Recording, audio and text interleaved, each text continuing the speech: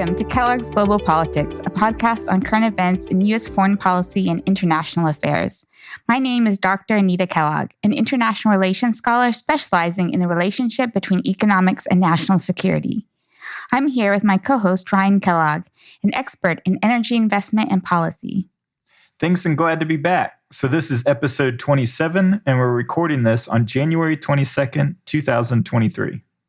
On this episode, I spoke with Jonathan Fulton, an assistant professor at Zayed University in Abu Dhabi and a senior non-residential fellow at the Atlantic Council. We discussed China's relationships in the Middle East and how they go beyond seeing the region as a source of cheap oil.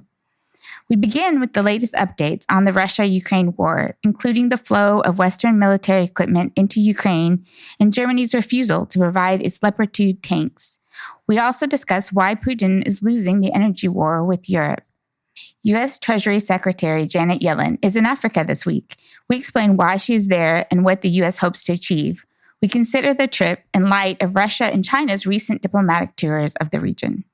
So we've been pretty busy the last couple of weeks and probably the next month in preparation for an upcoming trip to India, because the oldest son of one of my cousins is getting married on the subcontinent.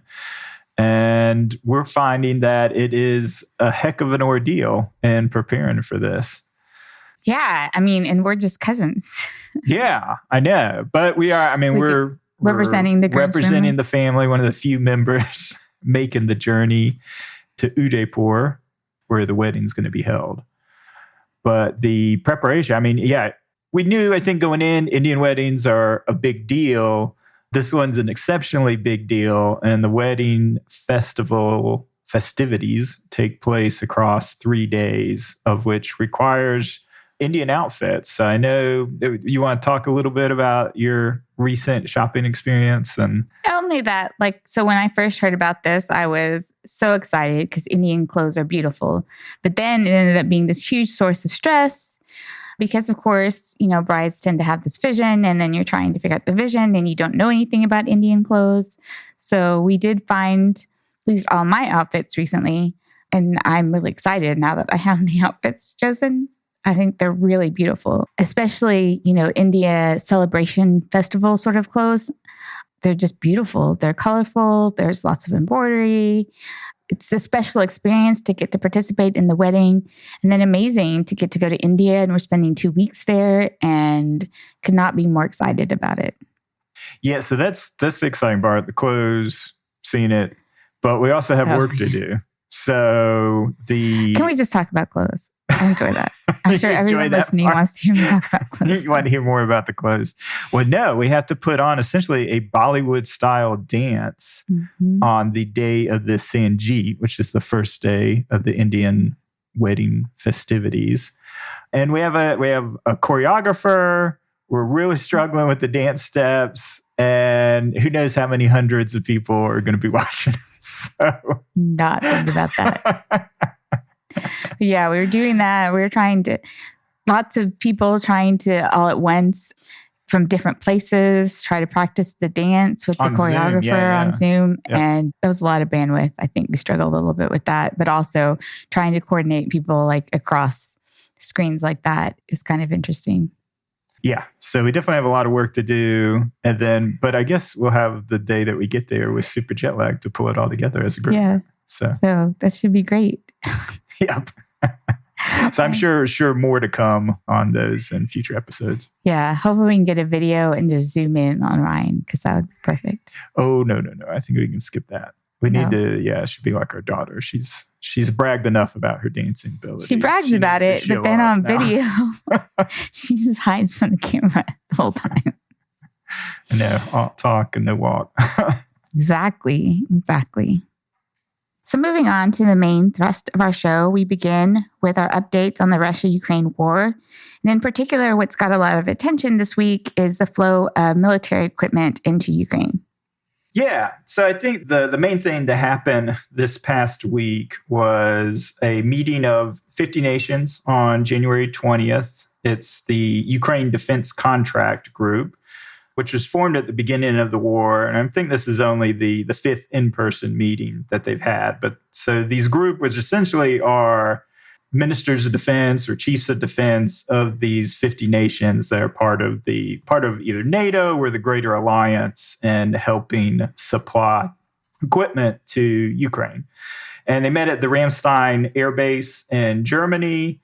And essentially, it was to plan, particularly looking ahead to the spring, as both Ukraine and Russia plan offensives. So what equipment does Ukraine need?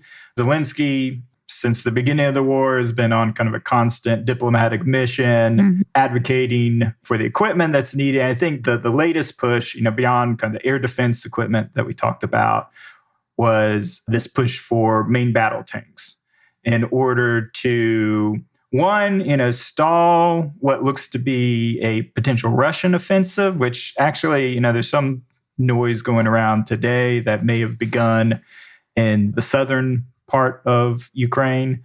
And this is all coming from the surge, from the conscription of 300,000 additional Russians. So the Russians have kind of re-equipped, fully expected to launch their own offensive. At the same time, Ukraine sees an opportunity in the spring to go on offense itself. So either way, it's really seen that armored personnel carriers and tanks are still critical in order to have that capacity to either repel Russian push or to gain territory rapidly in the south and east. Now, in this, so it's interesting on the U.S. side, the Joint Chiefs of Staff, Mark Milley, noted that it would be very, very difficult to militarily eject the Russian forces. Now, meanwhile, you have a contingent of other NATO allies led by the UK that believe a victory could actually be won this year only if the allies move fast and try to exploit Russia's weakness. So again, it goes back to this discussion around tanks. And what emerged this past week was the push to get Germany to supply its leading edge tank, the Leopard 2. And the UK tried to double down in terms of putting the pressure on Germany and committed to providing 14 of its Challenger 2 main battle tanks. Now, unfortunately, Germany's been very reluctant to move forward and supply these tanks. And this is really, you've seen this, I think, throughout the conflict. Now, mind you, and I think all analysts commend Germany on how much it's moved since the beginning of the war. Because it's the second largest supplier. Yeah, exactly. Yeah, it's the second largest supplier in Europe. I think UK is probably number one. But right behind UK is Germany in terms of providing arms. And this is unheard of in the post-World War II period. And obviously, Germany built its whole post-World War II political culture, rightfully so, given its history, around this aversion to pushing any sort of military agenda. So there's this reluctance, especially within the leadership class, to be seen, and even like the visuals of having a German-made tank on the Russian border is kind of a political issue. Right. So it's interesting because other countries have said that they want to donate their Leopard 2 tanks, but they have to get permission from Germany in order to be able to send those? Yeah, that's how Berlin would prefer it. Now, Poland actually came out and said, we don't care what you say. We have these Leopard 2 tanks, and we're going to donate 14 of them, regardless of whether we have your approval or not. And moreover, we think there should be a coalition, because the Leopard 2 is actually widely held by most Eastern European countries. So there's a great supply line, there's great maintenance, there's great experience in terms of personnel that are trained with the Leopard 2 throughout Eastern Europe. So there's enough of a coalition of countries that essentially have, I don't know how many, there's 2,000 total Leopard 2s deployed within Europe. I don't know how many are held within Eastern Europe. But Poland's saying, hey, we're going to give these first 14, and then we're going to form a coalition of other Leopard-owning countries that can donate even more to Ukraine. So it's really putting the pressure on Germany. Yeah, I have a question. So what are these different kinds of tanks? Why is this one more important than the ones that have been sent before? I'm kind of a little bit confused about that. Yeah, so part of it, and there was a funny tweet that I came across, and it was a picture of basically different pieces of armor. And it was kind of like the definition according to journalists. And every single piece of armor was like tank, tank, tank. Now, everything that's been supplied thus far in terms of like modern equipment by the West are primarily armored personnel carriers. Mm-hmm. And these, and this is totally a layman's explanation, mm-hmm. but it's just the amount of firepower that can be brought to bear from the size of the turret, the size of the ammunition, the ability to resist attack mm-hmm. is all much smaller. Mm-hmm. And armored personnel carrier, it's made for carrying a small contingent of, mm-hmm. of troops as well. So it has like mm-hmm. multi-purpose. Yeah, it has a turret, it's equipped with machine guns, it's armored, but it's not a tank per se. Okay. Now, the tanks that have been provided have been mostly provided by Eastern European countries, and these are old Soviet tanks. So the Ukrainians, their biggest supply are T-72s, which I think at the time was probably the most advanced tank at the end of the Soviet Union, but nevertheless are several decades old. But they're okay tanks. That's essentially what they've been provided. Mm-hmm. But the Russians are beginning to deploy their more later generation tanks. Mm-hmm. So to counter them, you have the more modern. So for the UK, it's these Challenger tanks. For Germany, it's the Leopard 2. And then for the US, and this is where kind of Germany comes back in, they said, okay, fine, we'll release the Leopard 2 to Ukraine if the US releases the M1 Abraham tanks. Now, the US backed off of that mostly because, one, the tank hasn't been actively deployed in Europe. It has been actively deployed since 2013. Now, mind you, some of our current forward positions within NATO have Abrams, but otherwise there's no supply line, there's no experience in dealing with these. And the way that it's been explained is that these are the best tanks in the world, especially like the later M1A1 or M1A2 tanks. But they're technically complicated. Mm-hmm. They take many months to train. They have kind of unique fuel requirements. So the supply line, mm-hmm. and in terms of keeping them running, especially around maintenance, because they'll, again, technically complicated, so you're going to break down more often. If those maintenance stations with equipped, capable people capable of maintaining it aren't close to the front line, then, it's going to be more of a burden. So that's how the U.S. has framed it. It's like, no, but you don't have those problems with the Leopard 2? Well, the Leopard 2, so I mentioned 2,000 tanks currently exist within Europe. And because you'd already have logistics. They've been trained on them, so they have all of that experience and the logistics on the border countries. So Poland is perfectly equipped to kind of deal with that situation. And apparently training people is supposed to be quicker as well for the Leopard 2. Okay. So it's really seen as the ideal solution, because this is talking about getting Ukrainian troops up to speed within a couple months so that they can actually deploy the Leopard 2 quickly. Right. So, yeah, it's been just a big to-do, I think, with military circles past week. One thing also that I think is interesting about this, there's a lot of discussion in the U.S. about maintaining enough weapons for a peer competitor war, i.e. they really mean in case we went to war with China over Taiwan or some issue. But it seems to me like there's a slight difference here, too, in that these were all made in defense of Russia, essentially. Mm-hmm. Like the reason why you have so many deployed. It's the reason they exist. Yeah. Right. Yeah. And so it seems like a really natural fit to be using them in this conflict because they're not so worried they wouldn't be involved likely in a war with China, but their main antagonist is Russia. Yeah, and you shouldn't be getting involved in a land war in Asia. So we shouldn't have the use for main battle tanks. But yeah, exactly. It was made specifically to repel the Soviet army in case of invasion of Western Europe. I mean, that just struck me as you were talking. Oh, yeah. Yeah, for sure. There has been a lot of criticism on, it's like, the U.S. came out and said, there's all these shortcomings about the M1. And it's like, well, why do we have the M1s? If they break apart, they're hard to maintain, they require so much training. Part of the difference, though, is being at the Eisenhower School, where logistics is a big part of the entire school mission. And I haven't taught specifically logistics, but from my students and such, it takes time to put those supply logistic routes into place. But if you can do it and you have people there who can do the maintenance, but it's a matter of putting those into place. And I can see if you don't have any of the personnel already in Europe, you're going to have to deploy a lot of people who can do that maintenance, and then a supply line for the right equipment that you're going to need. So that requires a lot of setup.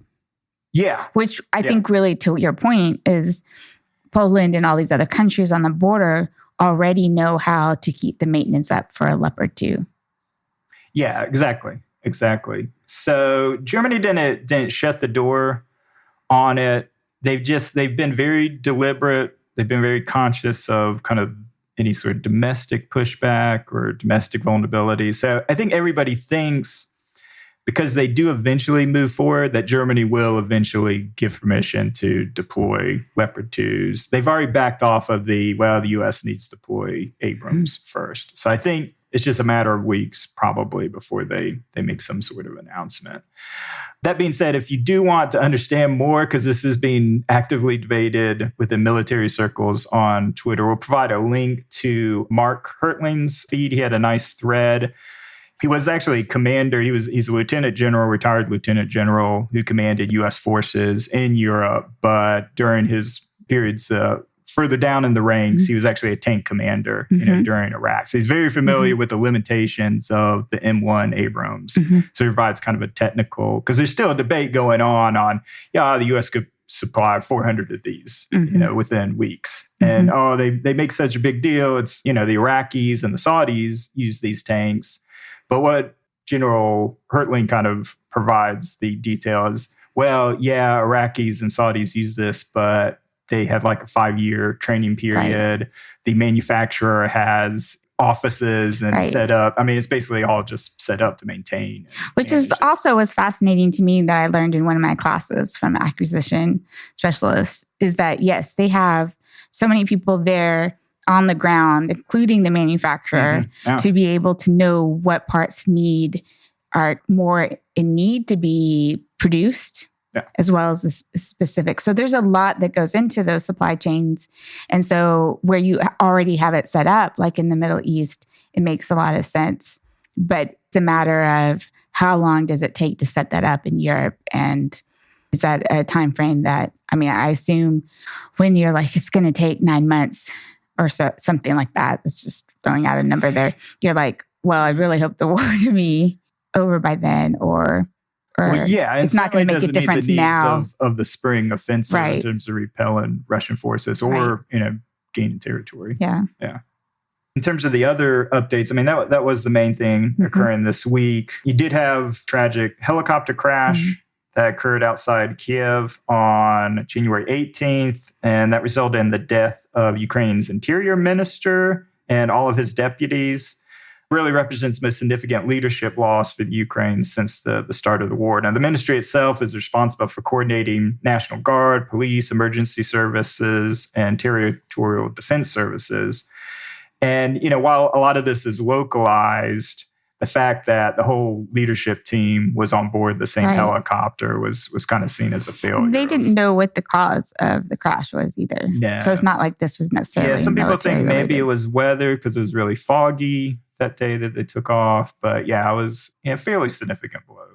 Prior to this, we saw the continuing kind of indiscriminate Russian attacks. One of the worst ones that made the news was on January 14th. You had a missile strike on an apartment complex in Dnipro, and that left over 40 dead. So just really indiscriminate, brutal attacks. So and I think this is really to buy time, demoralize, just all the things that we But otherwise, no other major changes on the front lines.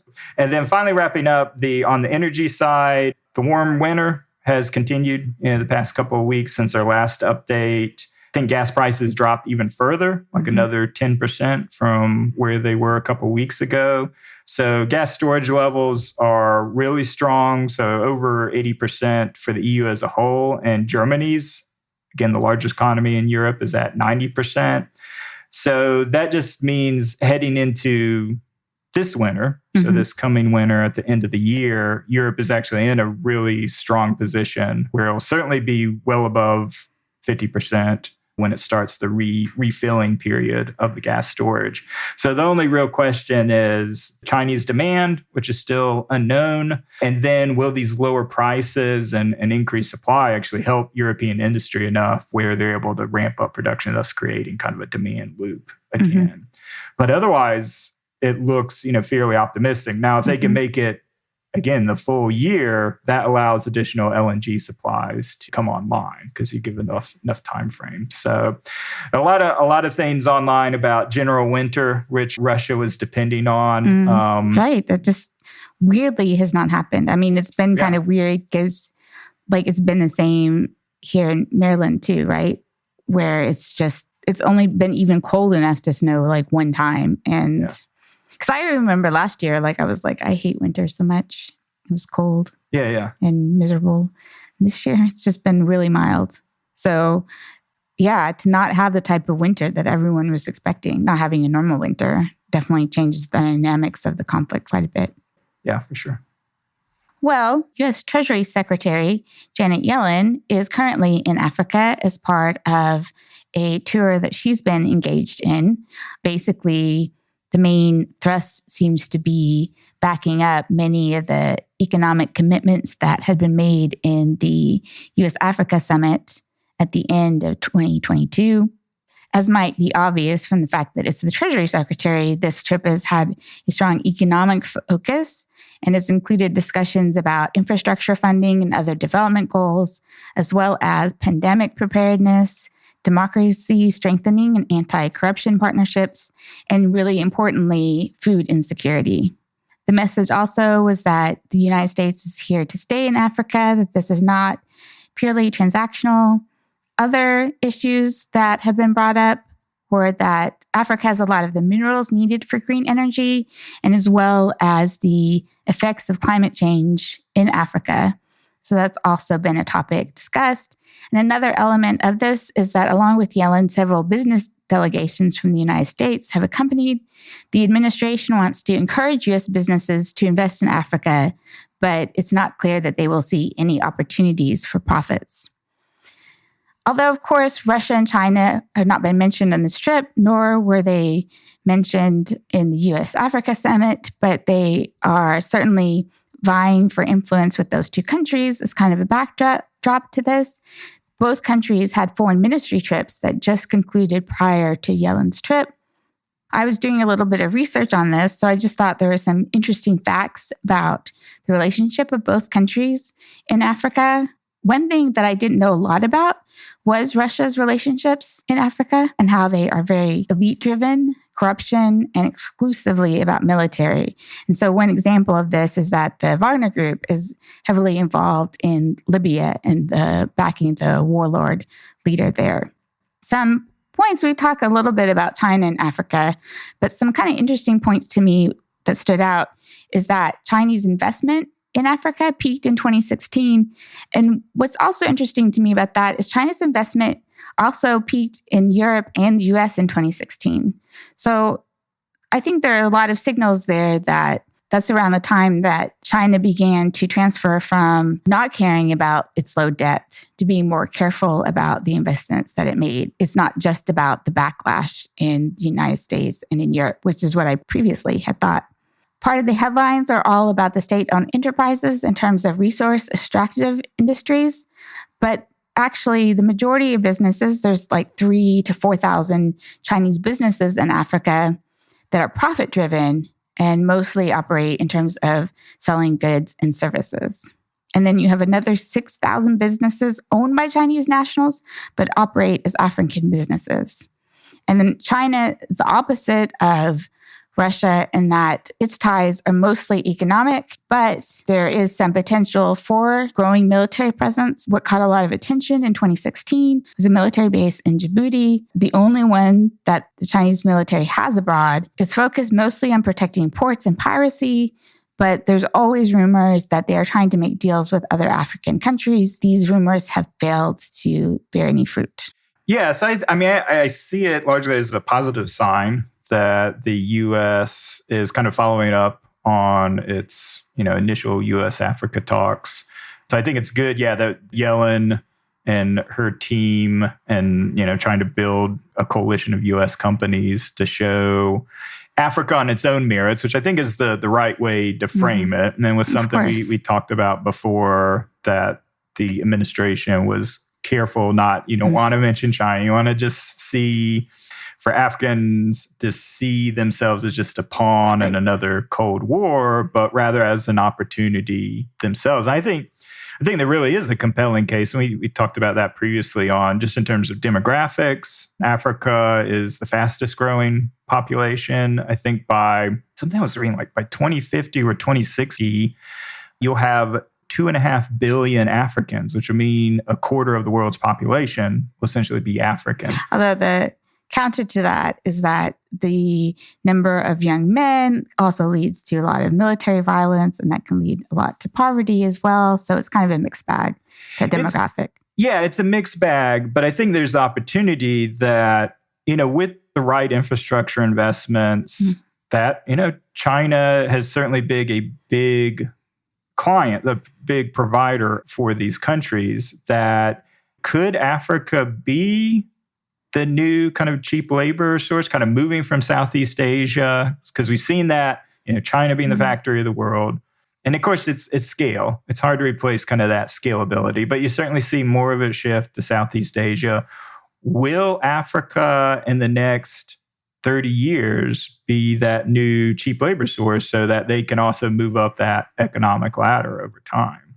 I don't know, because a lot of it, it's not just the infrastructure, it's the educational structure. It's a lot of things that have to kind of evolve with it. But if the U.S. takes that sort of long-term view and partners with African nations around building that, you could really be at the ground floor of, because one of the articles that you provided a link to talked about how we kind of missed the boat a little bit. We're surprised on how Asia, rose so quickly in the 1960s and 70s.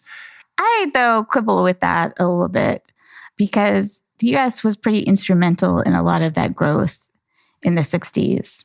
And as a market, but in terms of investment and pushing.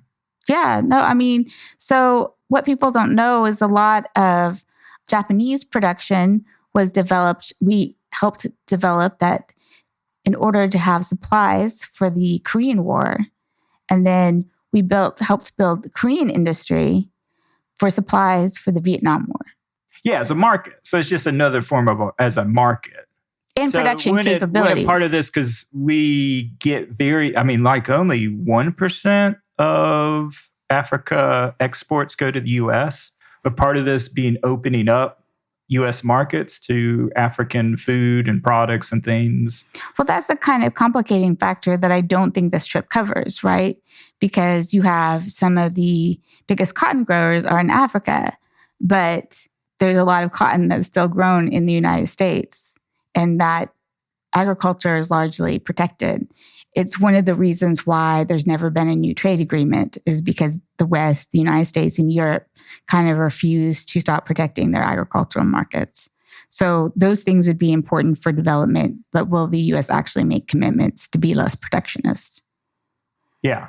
It's just hard seeing kind of what material things. So that's definitely, I think trade's one item, the U.S. could potentially bring to the table, but obviously not probably in a bilateral. So maybe with like South Africa or Nigeria, we're like the bigger economies within Africa, because we're not going to get through any sort of multilateral big agreement with the Africa Union if it ever reaches a state where it's like negotiating big trade agreements on behalf of all the member countries.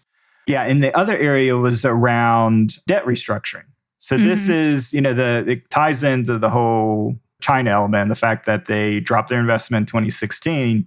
And part of that, at least in Africa, was the investments that they made there. A lot of these countries weren't able to necessarily pay back. But it wasn't uniquely a China thing. So it's not a debt trap thing, because it was also owed to the West. So both the West and China have an interest in restructuring the debt in a way that, you're not bankrupting and ruining these markets within Africa. So it's an area I don't think has been approached at that high level between kind of the Minister of Finance and Yellen, between China and the U.S. to take this on. But that's the other area it seems like the U.S. could take immediate action on that would have a material impact on African nations. Right. Well, one reason for the declining investment from 2016 is the recognition on China's part that these loans might not get paid back, and the real struggle to restructure them in order to not have to write them off completely. Right. And then, it was interesting. The countries that are most in debt to China are also most in debt to Western and other investments. So like Zambia was a country that gave Zambia, I think Kenya also had significant debts for both. And there's some belief that those loans might never get paid back. Yeah, which I think puts China in this position, because the interesting thing about them now, I mean, they started their relationship with African nations, during the period of Mao, and it was around political interest and around anti-imperialism and post-colonialism, and China is kind of this model example. And it's moved on to primarily an economic, but there's still that element of kind of the global South and China wanting to be a leader of the global South. Very much. So it puts them in this position where, well, if they're too hard edge on the debt, then they just seem like another version of, or even worse version than the IMF or World Bank in terms, and they're not really politically allied anymore. They're no longer on the same page with the global South. They're like, well, we're going to cripple your economy until you pay us back first. Right. Yeah. And it kind of came at a time in China where there's recognition that their debt levels had gotten very high and that they started to need to be more strategic. So there's just this sense that I constantly hear about that China just disregards money whenever it's investing, the amount of debt, or just assumption that it can have loss after loss in most of its investments. And that China has actually become a lot more conservative in that. And to some extent, they can operate at a loss, but especially if you're getting particularly resource extractive. But for the most part, they've been more profit driven. And I think this is something that gets lost. When I was reading it, it was not only Chinese businesses themselves, but also the provincial state-owned businesses, which we talked a little bit about before, and how profit-driven that they are. And it frustrates me because I just hear every day where I work the sense where China can do anything because it doesn't have to worry about profits, and U.S. companies do. But another aspect of this I think is interesting, and one of the articles I had put up there when I was reading it was that mostly China has been able to find a market. Most of it is not investment in infrastructure. Most of it is in selling goods and services and being able to make profits.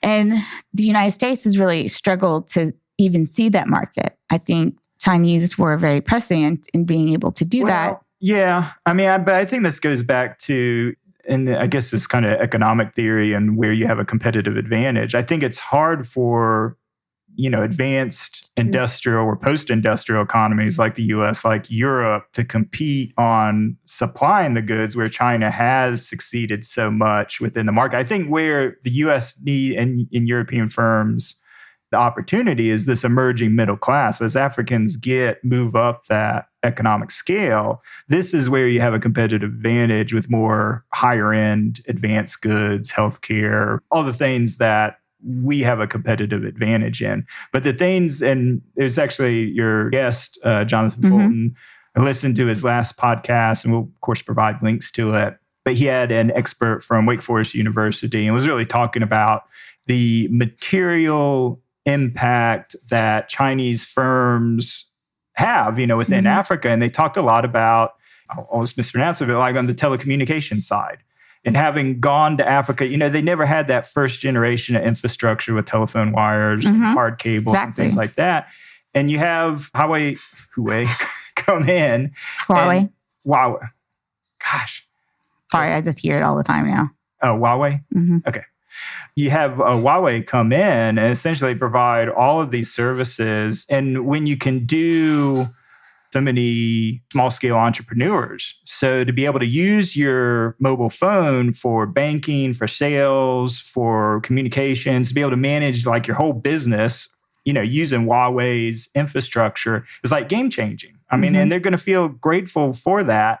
But it isn't something where Ericsson or some Western firm could compete just because its overhead and cost structure. No way you would take the risk of going into an emerging market like Africa unless you, again, what we talked about before, unless they were just subsidized by Western governments for strategic reasons that you don't want China to penetrate. But it's kind of that material impact where I don't see where Africa is right now, how Western firms compete. Right. So, I mean, I think that is a problem. I was speaking to Jonathan about this, although I don't know for sure that it made it into the final interview, but about also, even if you were to come in at competitive prices, the infrastructure is already there. And so you're telling people like, oh, well, you need to get rid of this and create a whole new infrastructure, which means, I mean, that's a cost in itself, but as well as having suppliers for that particular infrastructure, having people trained for it. You know, there's always a first mover advantage. And that's one of the issues in China being there is that it got there first in setting up infrastructure, digital infrastructure, not only in Africa, but in the global south, is also like a real security concern too. The type of backdoors, intelligence, just dominating the digital infrastructure of so much of the world is a little bit concerning, and we don't at all have an answer to that. And we need something besides telling countries they shouldn't accept that when it makes a huge difference to their economy, and being able to provide something at the same level of affordability, which would mean heavily subsidizing it, but that's very unlikely. Yeah, and that really got me thinking, and this probably isn't realistic at all, but it goes back to this idea of kind of the whole friendshoring, the alliances, really approaching this in kind of a holistic way. But who's not really part of the greater alliance, but part of the Quad that could provide that scale, and it's India. I guarantee you there are Indian telecommunication firms that probably would also require subsidies or some sort of secure investment to be kind of that anti-China champion that could go into these emerging markets. Because the other area they mentioned was like motorcycles and things. And I'm thinking, yeah, you know, India really excels or could excel at these kind of emerging market manufacturers' entry points that would be a counter to China, but just hasn't really done that. But that requires a whole level of economic cooperation and strategy I don't think exists, but that's the only one I thought that was like, well, if you want to counter to China and you want to firm a country that's actually set up to compete on price, there's only one that can do it at scale, and it's India. Yeah, you're right. And the way national security is talked about in my workplace, you know, we talk about more government intervention, but too little, I think, emphasis is on multilateralism and the complicated nature. Could you ever have a strategy where you support the countries of other nations? Yeah, I mean, it's expanding the framework, because essentially when we say the West, I mean, these are multitude of countries on which, now I don't know, you know, the fundings are usually funded through multilateral organizations. So like you contribute a certain amount to the World Bank or the IMF, and maybe some of those funds go to private firms existing within. I mean, you'd have to probably have a different, that's why there's some talk about building up a counter to the Asian Investment Bank, which I believe does more of that. Yeah. But I think, you know, you're talking about setting up a whole infrastructure, again, having to already deal with the first mover advantage problem. But whether those companies are set up to kind of export that, obviously they're not, because they haven't done that. So it would require a lot of know-how, export from the West, and then eventually those companies are going to compete with our own at higher levels. The other thing that I think is fascinating about telecoms is that Chinese telecom industry was built up because after Tiananmen, we had an export ban on telecommunication equipment to China. So foreshadowing the semiconductor situation, maybe. And I forget, I was asking some speaker we had about that, and they tried to explain why this was going to be something completely different. But it was kind of shocking for me to learn that about the telecommunications, and certainly part of the fears, I think, that are legitimate that we should be concerned about, and how an export ban actually affects the development of semiconductors in China. Yeah. You know, at the time, it would seem like they were 20 years behind in telecom equipment. It seemed like it was going to cripple it. and it just gave them incentive. And now, obviously, that's sort of one of the biggest national security threats that China poses, not directly. And again, I always point out a lot of these national security threats on just what China could do. They may never do any of this sort of nefarious involvement that we always worry about, how it's collecting data. But setting up, being part of the infrastructure, so much of the global infrastructure should be somewhat concerning. Yeah, so it'd be interesting to see, because like you talk about in your interview with Dr. Fulton, that the whole paternalistic approach, is obviously zero appeal to these nations. But yeah, the idea of using these nations that have adopted kind of Huawei and maybe not had the best experience, using them to kind of advocate or educate other countries where, okay, you have this said infrastructure, but there's certainly precautions you can take to limit China's ability to exploit that system. So it seems like we're locked in until the next generation of systems come in place, or until something like Starlink becomes affordable for the developing world. There's no way around kind of a set infrastructure until that next generation comes up. I mean, there are still places that China is just in the process of developing that infrastructure. It's not like there aren't places. Yeah, but again, you have to have that champion that can compete on costs, which we don't. Right. So there's some problems in our strategy, and I think that is something that we haven't settled on a strategy. So much, like I said, the talk is like what the U.S. does with its own companies, but I think a real solution has to be thought with our partners and allies. And that's one of the problems the U.S. has. Even in selling a lot of this foreign policy, they're selling it to domestic audiences as protecting your jobs and sort of that. And so it makes it difficult to make the decisions that you need from a national security perspective. Right. Yeah. So I thought all those were just some interesting elements of it. We really are going to have somebody hopefully soon to talk more about China and Africa. Yeah, I'm becoming increasingly bullish on Africa as a future destination for capital. And I'm hoping that this whole trip with Yellen, the number of companies getting exposed, that they see it beyond, frankly, I mean, Africa, the 1% trade, that's all oil and oil products. Right. So hopefully, this will open the eyes that Africa and there's certainly a popular imagination of what Africa is, right? In American minds, and that's not true anymore. Right, too much just about violence and poverty, and that absolutely exists in Africa, many places of Africa, but isn't the whole story about Africa. No, there's a real growing middle class there, and with that comes business opportunity for Western, which then leads upon itself to further grow a middle class. I mean, That's why infrastructure is important, because once you build the road for one reason, then all these other businesses kind of develop around it. Yeah, and I think, there's a receptive audience, like, our previous guest, Joseph Asanka, head of the Afrobarometer, and what the polls revealed, both China and the United States are very well perceived in Africa. And so I think there's tremendous opportunity there. Yes. And for Africans as well, we're talking about them not wanting to be a pawn, but having both countries even sort of being very concerned about their influence in those countries gives them more opportunities. Yeah. And I think, it's great that they have this infrastructure, or basic infrastructure now. It's an advantage that that's in place for U.S. businesses. So it's really, we're kind of riding on the back of Chinese risk, which in a lot of cases didn't pay out economically for them. So it seems like, let's go in. But it's getting comfortable with kind of that different risk profile. It's finding the right opportunities. So I don't know if it's necessarily infrastructure. I'm still skeptical without heavy subsidies that the West can compete on that. But this growing middle class, there's a ton of things that the West can compete on. Well, that's the problem. I think if you want to expand into areas like Africa, there have to be a lot of subsidies and incentives given to businesses, because I don't think they will do that on their own. So this kind of leads into my interview with Jonathan Fulton. I thought it was a really interesting interview. Learned a lot about what China is doing in the Middle East.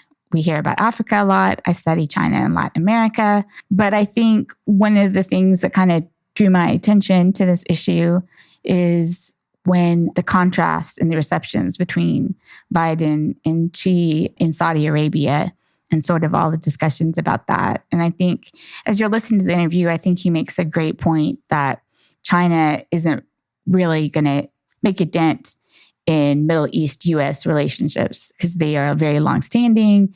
They're built on military alliances, and China cannot do anything to compete with that. And China actually benefits from the U.S. guaranteeing stability in the region so then it can have its economic opportunities. So here's the interview. And I'm here with Jonathan Fulton, who is a political scientist at Zayed University in Abu Dhabi and a non-resident senior fellow at the Atlantic Council. He is the host of the China MENA podcast, and his latest book is Asian Perceptions of Gulf Security.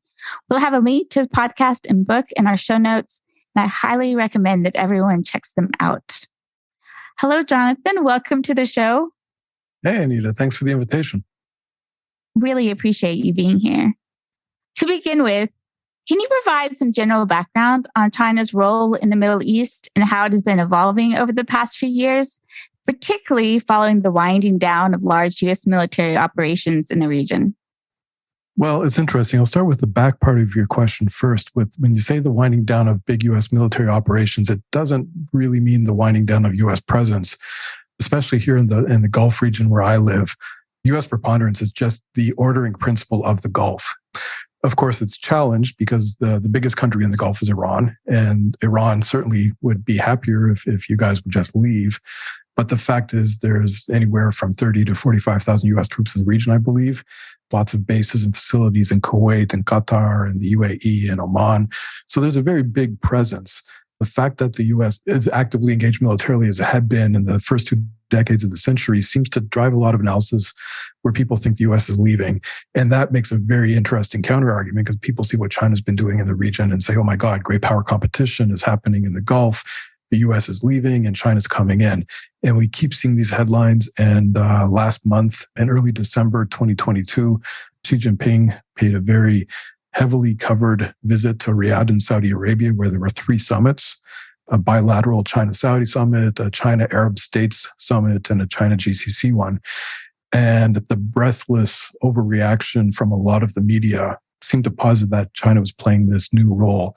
And as the U.S. was leaving, China was coming in. And it's interesting because you can see what the U.S. has been doing in the past couple of months, especially, is it's been engaging more meaningfully with a lot of its Arab and Israeli partners in the region. And if you look at it, really, you don't see a dynamic of a U.S. pullout. I think that's really quite exaggerated, but it certainly fits into a pretty attractive story of great power competition. What China's been doing in the region, I think, is meeting a lot of its own domestic agendas, right? Like China for its economic growth.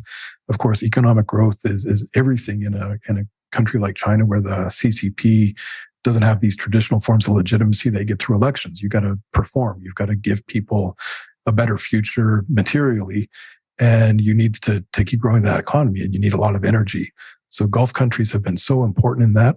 China typically gets between 40 and 50% of its crude oil imports from the Persian Gulf region. To get a lot of LNG from Qatar. It's very important in terms of just kind of fueling a lot of that growth.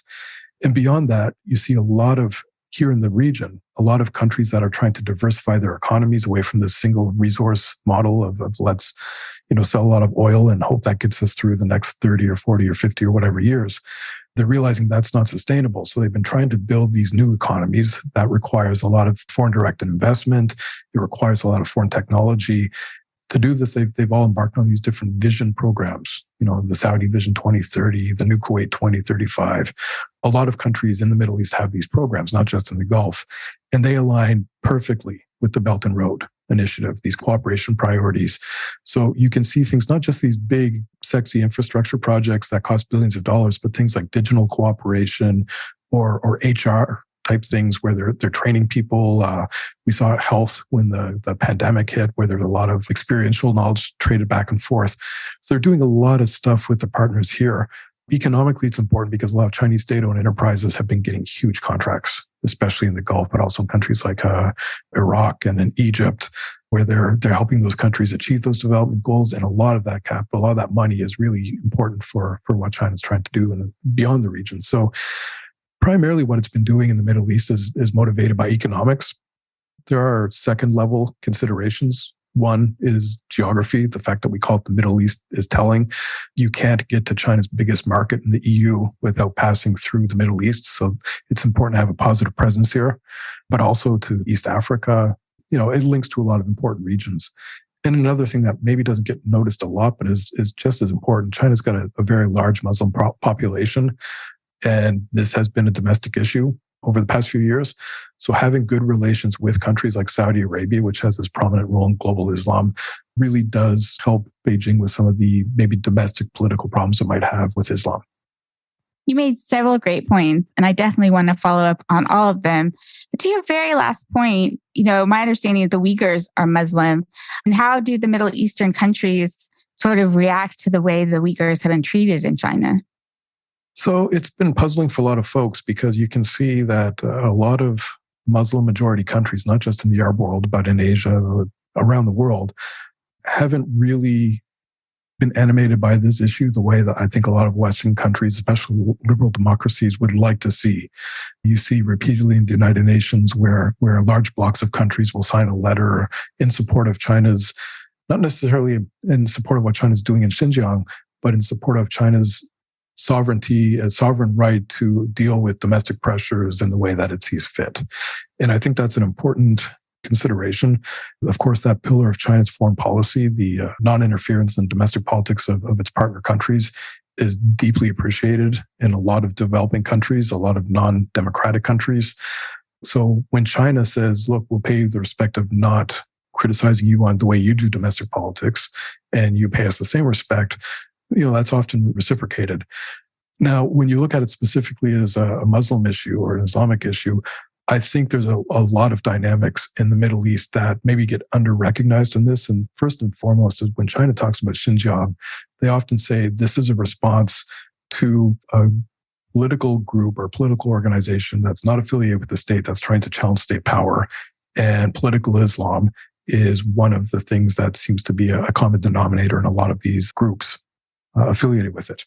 Now, whether or not that's the case, when China frames it this way, there are a lot of governments in the Middle East that have very strong concerns about political Islamic groups that are trying to subvert state power. The Arab Spring from 2011 is a very good example of that, and how a lot of countries in the region have put groups like the Muslim Brotherhood on the terrorist list. So when China says to countries like Saudi Arabia, look, we're not against Muslims, we're against groups trying to overthrow the state and using religion as a motivating factor, that aligns with how governments here, a concern that they have. Now, I'm not saying I agree with this. I mean, I obviously, being a Western liberal, I find it pretty difficult to swallow with, stories that we hear about the camps in Xinjiang. But not everybody sees it the same way. And I think the way China describes it's been pretty effective. Yeah, those are some really interesting points. On sort of energy, China's the largest importer of energy from the Middle East, but it doesn't seem to be using that status to influence oil production during periods of high gas prices. How would you describe China's relationship with the major oil producing states in the region? And do you see that relationship changing in the future? Well, it's complicated, right? Because they do a lot of the relationships they have with these major producers like the Saudis, like the Iraqis, like the Emiratis and the Kuwaitis. It's much more than energy. I mean, if you looked at 20 or 30 years ago, then energy certainly was a central pillar. And I'd say it still remains a central pillar of how China views these regions in terms of their own interests. But I think also it's always been understood that if it's just a buyer-seller transactional dynamic, the relationships would have a pretty low ceiling. And that didn't really align with either side's ambitions. I think the Gulf countries wanted to have a meaningful long-term relationship with an extra-regional great power. I think there's always a concern that they had put too many eggs in one basket, that the relationship with the U.S., which is very, very important and meaningful, but you don't want to just have one option all the time, right? So I think they looked at China starting around the time of the Iraq War, thinking this could be, a really useful other partnership to have or to develop. It's not just China. You can see with Russia, with India, with Japan, with the EU, with the UK. They've been certainly engaging with a lot of extra regional powers in a big way. So for them, they look at China as more than just a customer. Like I said earlier, they do a lot of cooperation on infrastructure, on tech, on any number of things. So energy is a big part of it, but it's not the only part. I think China's been pretty satisfied with the energy dynamic just because, you could see at different stages when Iranian energy imports for China weren't an option anymore, when the last rounds of sanctions from the US kicked in, and it became pretty clear that, China wasn't willing to go under secondary sanctions. At that point, they were getting about 6% of their crude from Iran. And, when you import as much as China does, 6% is not nothing.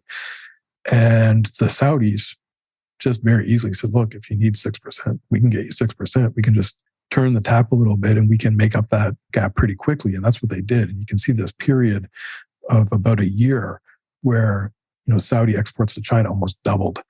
And the pricing remains pretty similar because they've got these great deals because it's such a deep relationship.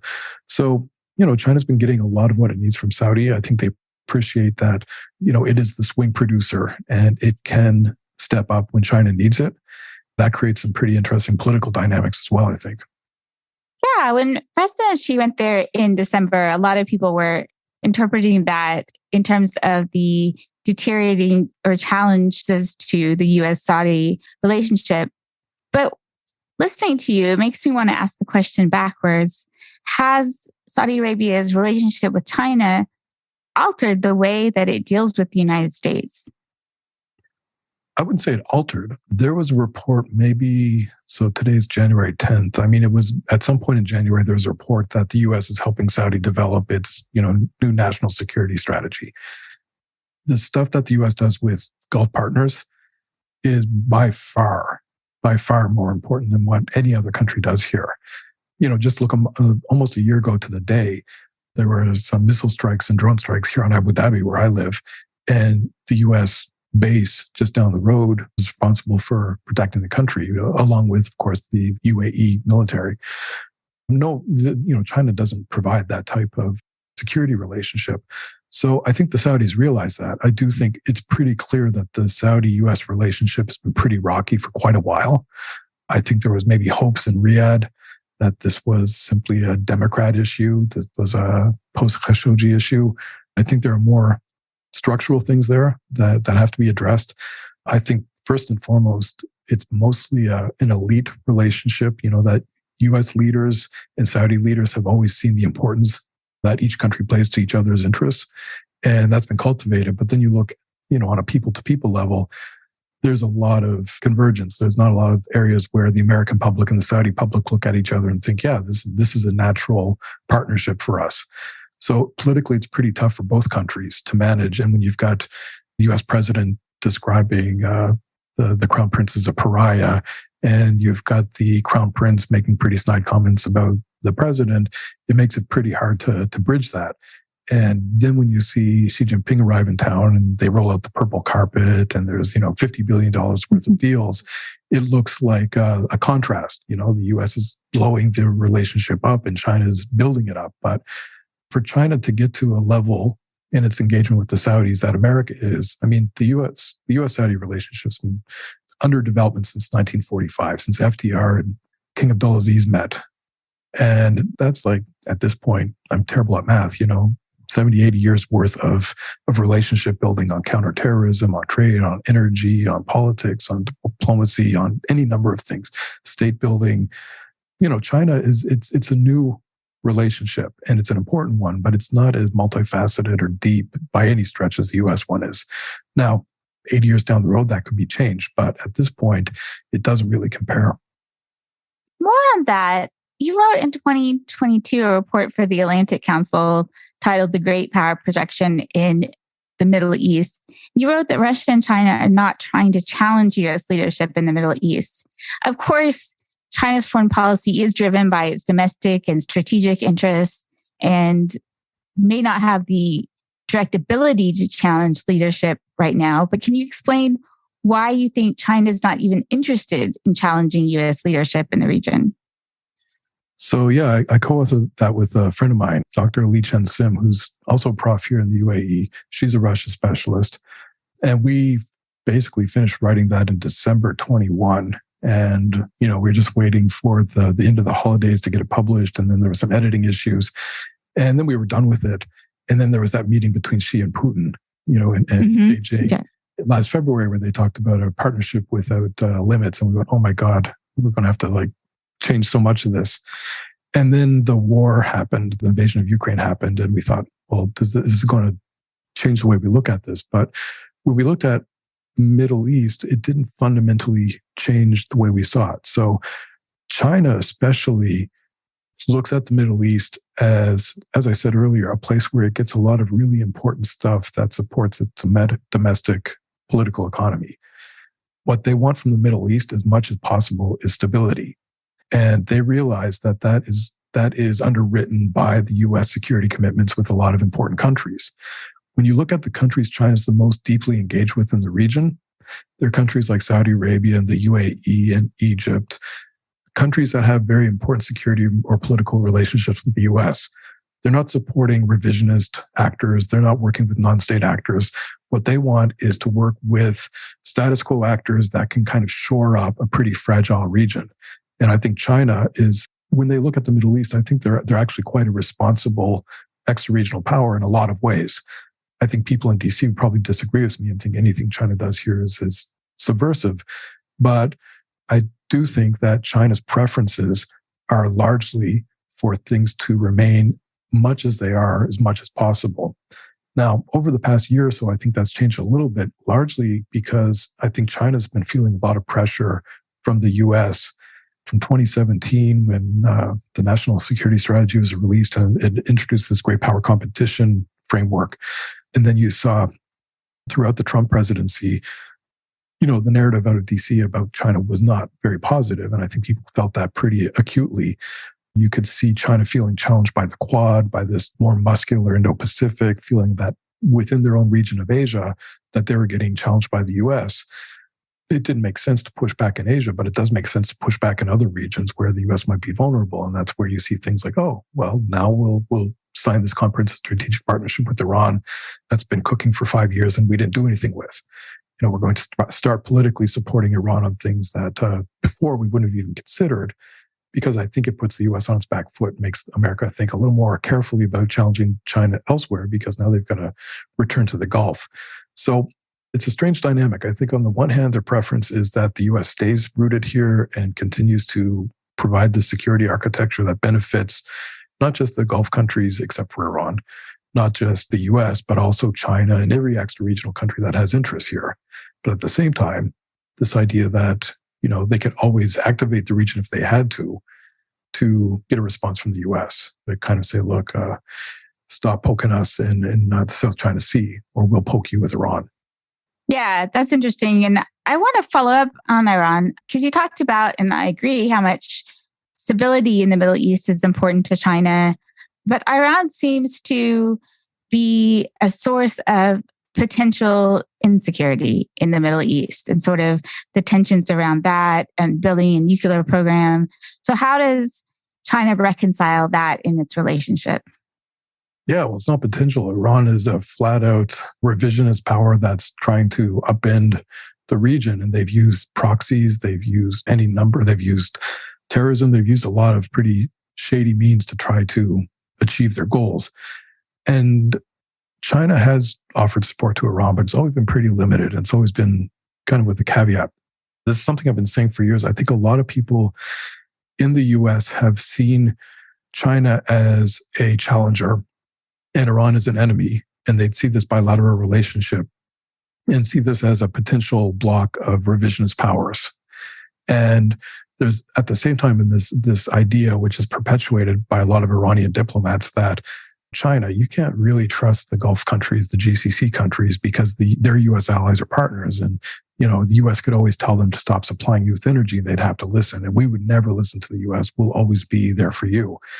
I don't think any of these is true. I think both of these points are pretty flimsy. when you look at the trade data, and this is stuff I've been saying for years, when I started saying it, I got a lot of pushback, but I think it's kind of become maybe a little more obvious now. China's got a huge expatriate population in the UAE. They do a lot of investment in GCC countries. They do a substantially more trade with the GCC countries. If their goal in the region is economic, then there's no question that the GCC is a bloc, and almost every country individually is worth a lot more than Iran is. When people say Iran is an important piece of geography because it connects to China by land, well, yeah, it does. If you go through Turkmenistan and Afghanistan, in a lot of sparsely populated Central Asian republics where there aren't enormous markets, most global trade happens through shipping, maritime shipping.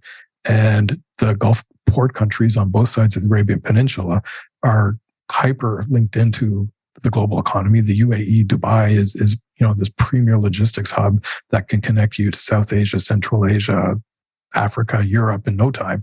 Iran doesn't even have a decent port. So what China does with Iran is mostly rhetorical.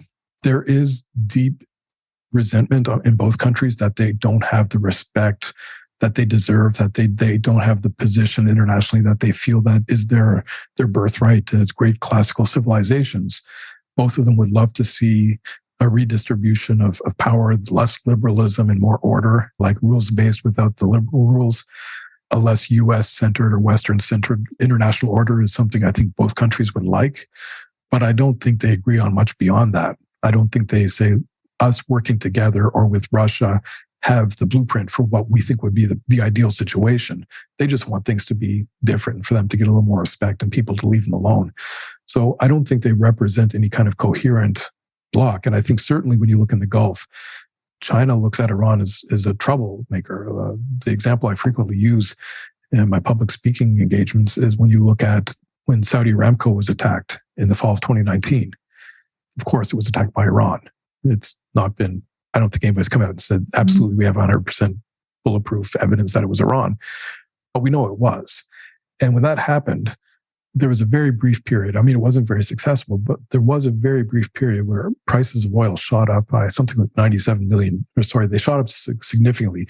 For China, it meant they were spending an extra $97 million a day to import the same amount of energy.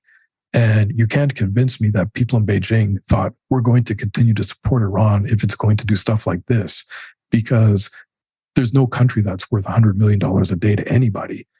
The same thing you could imagine if there were a security threat here in the Emirates from Iran and China had to evacuate 300,000 citizens. Think of the domestic backlash if they couldn't, right? So what China wants in the Gulf is they want it to remain stable. They want to be able to do business here, and they want Iran to be a friend that they can count on to do things like vote with them in the United Nations. But otherwise, stop with the destabilization stuff. It's bad for business. You mentioned in the very beginning, BRI, the Belt and Road Initiative. While I was reading some of your work recently, it seems like China has more recently kind of developed those partnerships in the Middle East, unlike maybe deeper ties to other countries, maybe in Africa before. I may be misreading this completely, but how important is the Middle East to the BRI? And how has that been developing over the past few years? Yeah, so going back to the point I made about the geography, Belt and Road's all about connectivity, whether it's connecting countries or markets or people or whatever. The Arabian Peninsula especially is pretty useful real estate in that regards, because what we've seen from China is something that didn't really get picked up on very much. Every 2 years, there's been a summit where the Chinese foreign minister meets with the counterpart of all the Arab League countries. And when they have these meetings called the China Arab States Cooperation Forum, when they have them, they kind of chart out what they're going to work on for the next 2 years. And in 2018, they talked about, Wang Yi, the then foreign minister, talked about this very clunkily named 2 wings, 2 wheels, industrial park port interconnectivity framework. But what it was you saw in the preceding years, there were a lot of different Chinese port and park projects that were happening around the Arabian Peninsula. And this was a way to kind of bring them together, showing how they connect as business clusters or as, supply chains. So just down the road from where I am now, there's a big industrial park port complex called Sheikh Khalifa Port. and industrial zone. China's been investing very heavily in that. And then in Oman, there's one called Duqm, where they've been doing the same. And then in Saudi, in Jazan, just north of the border with Yemen. And of course, the port, or the naval facility in Djibouti, and projects in Egypt on the Red Sea and along the Suez.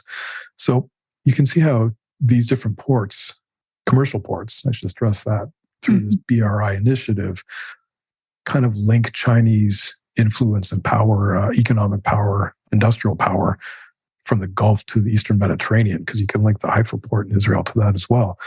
So you do see the Middle East being pretty important for the BRI. You know, you look at the US and you guys have bases all over the world. China's got one base, but through Costco and its different, port operators, they do have access to a lot of facilities in strategically important regions, strategically important cities. And that connects a lot of opportunities for Chinese business. So the Middle East in particular, when you've got the Eastern Med and you've got the Red Sea and you've got the Arabian Sea and you've got the Persian Gulf, you can see how if you're interested in maritime trade, this is a very, very important region. You've got those two global choke points in Bab el-Mandeb and Strait of Hormuz, which are crucial for global energy and global shipping. So it makes sense a country like China would want to play a bigger role there. Yeah, I mean, there's been, fortunately, as I've written about and talked about, sort of people are recognizing that the debt trap idea, diplomacy, that China was using debt to take over land and property in other countries is not true. I hope people realize that by now. But I know people are concerned about these large investments in ports and what that can mean in, the potential of cutting off those ports to the United States if there was some type of war or tension that way. Do you think that this is something the West should be concerned about, or is this just business as usual? Oh, no, I don't think it's something anybody really has to worry too much about. I mean, I was in Israel recently, and that was one of the bones of contention with a lot of U.S. officials was China's role in Haifa port. And the Israelis would counter with, look, you see a bunch of Chinese commercial ships coming and going, but you see the U.S. naval fleet coming and going all the time. Like, it hasn't stopped you, right? The same holds here in the UAE, where Jebel Ali is the most visited U.S. port outside of the U.S. I'm not sure on that, but it certainly sees a lot of traffic from the U.S. Navy. The difference being, again, like the U.S. with its alliance partner network and with its base network that's really global, the U.S. has this power projection and naval power projection that is really unparalleled. And China, it's managing a lot of ports in the Middle East, but it doesn't project power across the Indian Ocean region yet. It doesn't have military facilities across the IOR. The U.S. does. If China were to say we're going to develop a military installation somewhere in the Middle East beyond Djibouti and say a key U.S. partners country, well, first of all, it would unnecessarily provoke the U.S., which would be bad for China. Second of all, it would destroy the relationship between the U.S. and the host country, which nobody would want. Third of all, is just look at how the U.S. Navy could shut China down. Like, what could China connect to? It would be isolated. So if they built a base, say in, Jordan, which is just unfathomable, it couldn't happen. But if they did, then you could just see like the U.S. saying, okay, we're going to shut off Bab el-Mandeb and you're not going to get to it anymore. So I don't think anybody's got to really worry about Chinese commercial port operations beyond issues like what people do worry about, not the hard power stuff, but on, whether it's IP that's getting stolen, whether it's intelligence that's being gathered through different 5G networks or whatever, that obviously drive a lot of concern. But I don't think the idea that there is any kind of hard military threat, we're very far away from that. Yeah, those are all good points. What Chinese activities in the Middle East do you think that Western policymakers should be paying the most attention to? Well, I think the biggest issue is always going to be tech, because China's really good at it. There's an enormous appetite for it, but it comes with more than just the obvious technological applications. It's not just about buying and selling the software, the hardware. They're coming with the full stack. There's a normative component too. If you start implementing Chinese systems into networks, then you're kind of embracing Chinese norms for doing these things. And I think that's the area where you see a lot of Western countries starting to have some really serious misgivings, because we look at how that stuff is used in China domestically, and it comes with some pretty chilling effects. What happens in Xinjiang with a lot of their tech, whether it's surveillance or counterterrorism or whatever they want to call it. Flip side of that, and if you've not read Surveillance State by Joshua Chin and Lizzie Lin, I believe the authors were, it's a great book.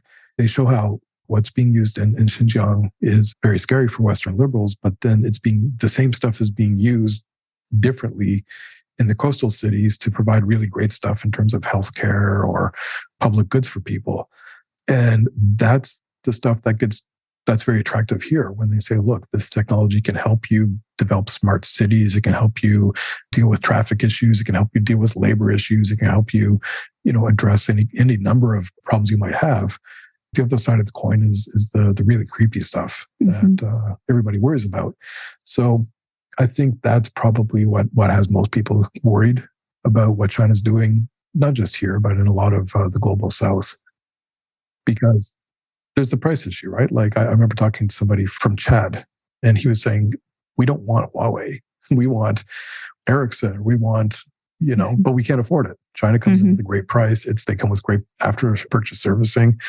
And they come in not just with that, but with all the software, hardware, the phones, everything at an affordable price. It's what we can work with. If you guys would come to us with something affordable, it'd be competitive, but it's not. Yeah, I think that's a good point. And certainly tech is something that we talk about enormously at where I teach at the National Defense University. But the frustration sometimes in the way that the US approaches this by just telling countries, warning them, you don't want this, you don't want China to have this access to your data or these inroads, while at the same time just telling them that, right? And not providing these realistic alternatives for them. And how I think that's really ineffective and problematic approach. Yeah, I agree. It's problematic, and it's also tone deaf, because there's an assumption built into that China is the authoritarian country that's going to do shady, underhanded things with your data. And we are the good liberals and the democracies who won't. And nobody believes that. Everybody looks at it and says, look, you don't know how you look to us.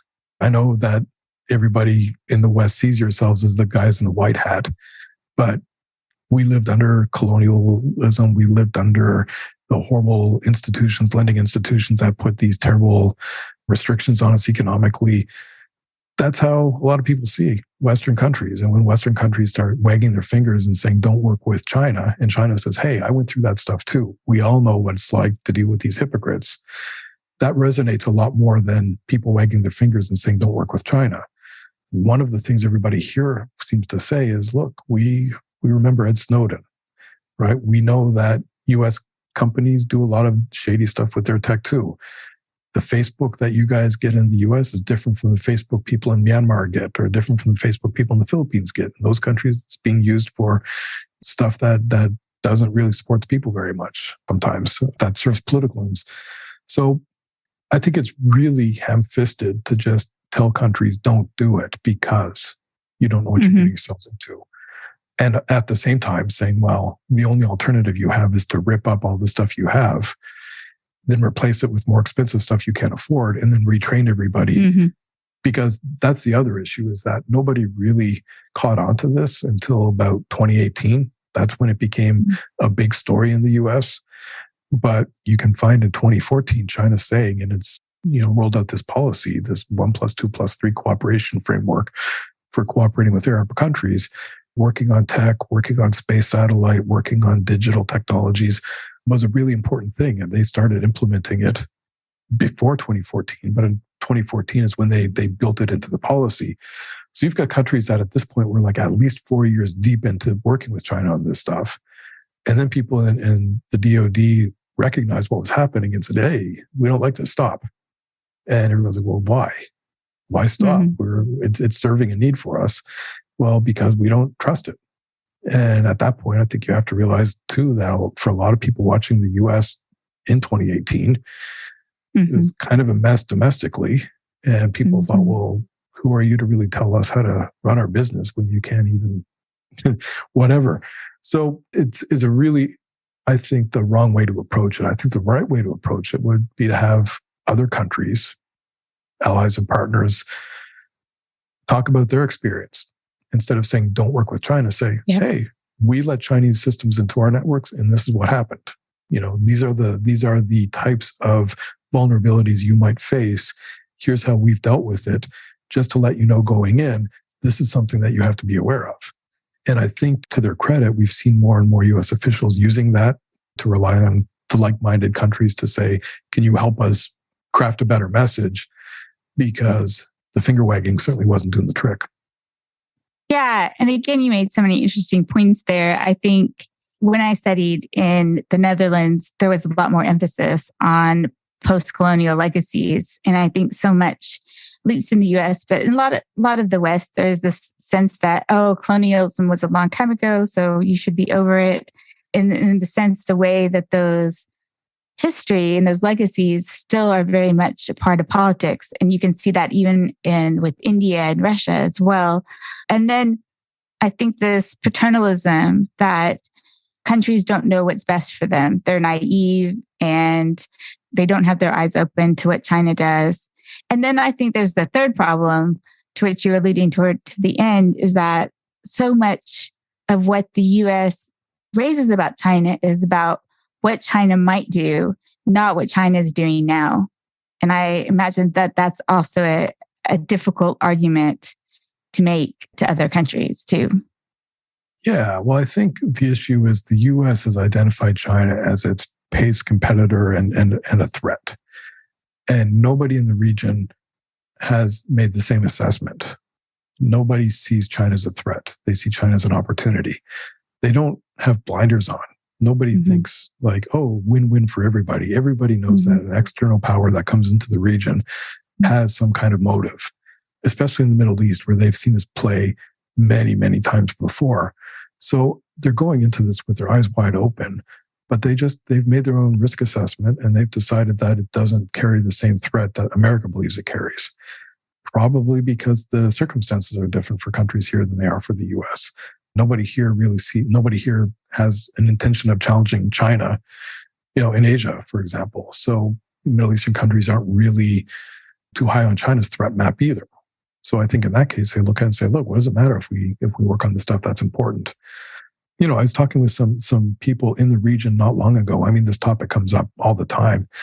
And I was in the room with some former US officials. And as they were saying, look, you've got to stop working with China. You've got to stop working on China. And they say, look, we agreed with you on the Soviets. We saw that as an existential threat.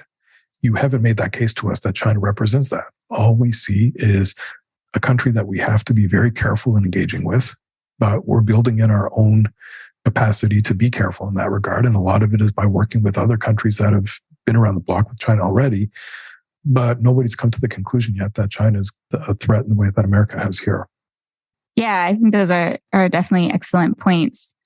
So do you think the fact that China has an authoritarian government, which is somewhat similar to many of these countries' non-democratic governments, do you think that creates some synergy? And do you also think the US-China competition maybe gives them more autonomy instead of just being forced to go with what the US tells them to, essentially? I think the regime type is interesting, but mostly because the US makes it that. Nobody in China is trying to say, let's export our party model or let's export this Marxist-Leninist, Xi Jinpingist system to other countries. And there's certainly no appetite for that here. But you could see, for example, when President Biden was talking about his summit of the democracies, and that was something, I understand why the US was doing that, but the fact is a lot of your allies and partners aren't democracies. And this was kind of an insult to say, yeah, we're having a party, we're not inviting you because we don't like your type of government. What China says, and I think this is also an attractive message, is we're not about the model, we're about the result. If you're able to deliver good governance and you're not a democracy, but you're a monarchy or you are a, military government or whatever, if you're able to deliver good governance and you give your people material goods and a job and dignity, then that's more important than having a vote. And it's not always abstract here in the Middle East. Like people could say, they can look at Iraq under Saddam and say, okay, we didn't have freedom to, but we had freedom from, right? We weren't able to choose our leaders, but nobody was blowing up our neighborhood. And then we removed the tyrant, and now all of a sudden we can vote in an election, but our lives are miserable, and there's no governance, and there's no police, and we live in utter chaos. But hey, we just voted. So it's not always an abstraction in the region, right? It's not really that kind of theoretical question. And so when China says, look, there are different ways to get the result, I think that's useful when they're engaging with countries here. I think for the US, the reason why that focus so prominent early in Joe Biden's presidency was pretty obvious, right? Under President Trump, there was a very transactional approach to a lot of relationships, especially with allies and partners. And that really not fractured, but it strained a group of countries that would have been a pretty natural coalition against a lot of what China was doing during the Trump years. But because everybody was dealing with the US in these kind of bilateral approaches, there was no block the way there would traditionally be a block. So when I'm from Canada, when there were a couple of Canadians who were kidnapped and locked up in China, that was used as a bargaining chip in the US-China relationship, on both sides. When the UK was undergoing problems with China relationship, it was doing it on its own. When Australia was, getting hammered by China, it was on its own. So I think when President Biden came in to office, the idea was we're going to have this framework of like-minded countries, liberal democratic countries, who cooperate on a lot of stuff, and that will help us in dealing with China's worst impulses. But by describing it that way, sure, you get the Europeans on board or us, lovely Canadians or the Australians or whatever, the Japanese, the Koreans, but you also alienate all those really important countries that aren't democracies. And those countries can then go back to this message China's saying, like, look, they'll never trust you the way that they trust the other guys, right? Because they don't like your regime. So the messaging was pretty off on that, I'd say. Well, thank you so much. This has been such a great and insightful conversation. And I cannot thank you enough for coming and sharing your expertise on all of these matters. Yeah, sure thing. It was fun. Yeah, well, thank you so much. Okay. Thank you, Anita. Well, that brings us to the end of this episode of Kellogg's Global Politics. You can visit our website at www.kellogg'sglobalpolitics.com and follow us on Twitter at Global Kellogg or me, A.R. Kellogg. You can also reach us by email. So Anita at kellogg'sglobalpolitics.com and myself, Ryan at kellogg'sglobalpolitics.com. And as always, please see the show notes for the articles we discussed in this episode. And if you like this show, please take the time to tell your friends, share it on your social sites. It's simple, quick, and free way to support the show. Bye, everyone. Bye.